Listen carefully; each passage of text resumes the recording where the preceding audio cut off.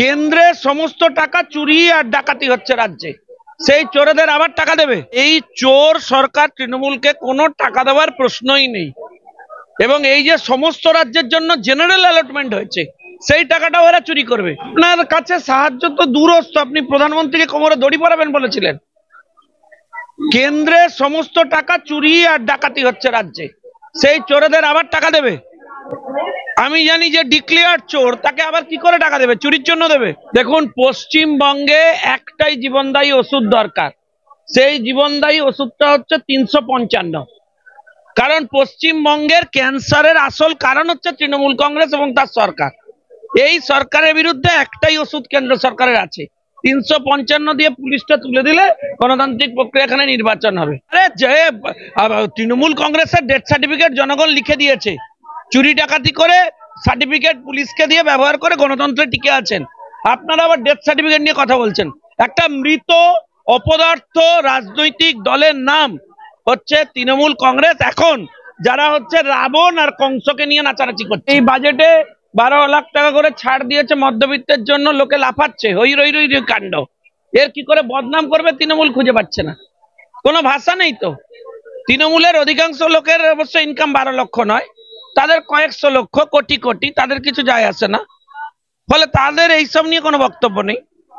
কিন্তু যে সাধারণ মানুষ যারা কষ্ট করে পরিশ্রম করে ইনকাম ট্যাক্স দিয়ে বেঁচে থাকেন, তাদের ক্ষেত্রে লাভ হয়েছে। 12 লক্ষ টাকা পর্যন্ত যাদের রোজগার, তারা রিবেট পাচ্ছেন, ভালো হয়েছে। দেশের কি লাভ হলো? এই 12 লক্ষ টাকা করে মধ্যবিত্তকে ছাড় দিয়ে দেশের কি লাভ হলো? না, ওরা চাই তৃণমূল কংগ্রেসকে ছাড় দিলে তবে ওদের লাভ হতো। তৃণমূল কংগ্রেসের যে সমস্ত জালি কোম্পানি, যাদের জমি জমা সব ইডি সিজ করছে, তাদেরকে ওনারা ছাড় চান, তাদেরকে রেমেডি চান, দিয়ে দিতে হবে, দিলে তারা এনজয় করবেন।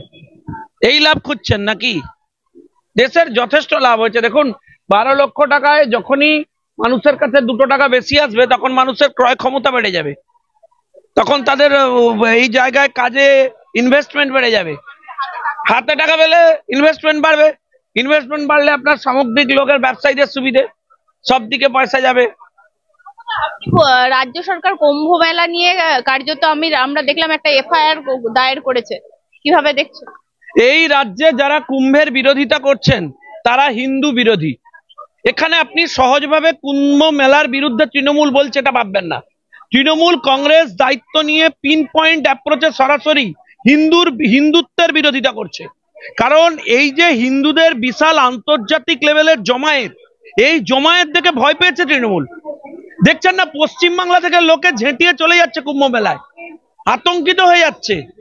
এনারাই তো ডিভাইড এন্ড রুল জেনারেট করার চেষ্টা করছেন। আমি দেখলাম একটা টেলিভিশন চ্যানেলে একজন তৃণমূলের মুখপাত্র, সে বলছে হিন্দুদের মধ্যে রাবণ এবং কংস আছে। আমি জিজ্ঞেস করলাম, আপনি কি রাবণ আর কংসের উত্তরসূরি? তৃণমূল কংগ্রেস, তৃণমূল কংগ্রেস কি রাবণের দল?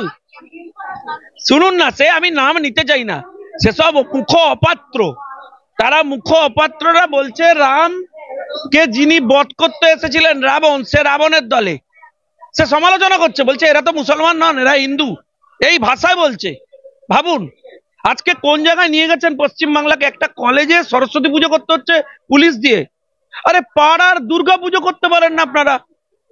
কলকাতায় দুর্গা পুজো বন্ধ করে দিয়েছিলেন, আপনি কুম্ভকে অ্যাড্রেস করবেন? আপনি কেউটে ধরতে চলে গেছেন, হেলে ধরতে পারেন না। আমি অনুরোধ করব, তৃণমূল কংগ্রেসের যে সমস্ত নেতাদের মাথা খারাপ হয়ে যাচ্ছে এই বিশাল হিন্দু সমাবেশ দেখে, বাংলাদেশের ঘটনা থেকে হিন্দুরা যখন একত্রিত হচ্ছে, তখন এনারা এসব মেনে নিতে পারছেন না। 30% মুসলিম ভোটের জন্য দয়া করে হিন্দু বিরোধিতার এই লেভেলে নামবেন না। আপনাদের রাজনৈতিক সহযোগীর নাম কি? বিকাশ ভট্টাচার্য। ভাই, বিকাশ ভট্টাচার্য প্রকাশ্যে নেমে যখন গরু মাংস খান, তখন সেটা সেকুলারিজম। আর হিন্দুর পশ্চিম বাংলায় আপনারা পরিস্থিতি তৈরি করেছেন, হিন্দুর হয়ে কথা বললে আমি হচ্ছি সাম্প্রদায়িক, হিন্দু বিরোধিতা করলে আমি হচ্ছি সেকুলার।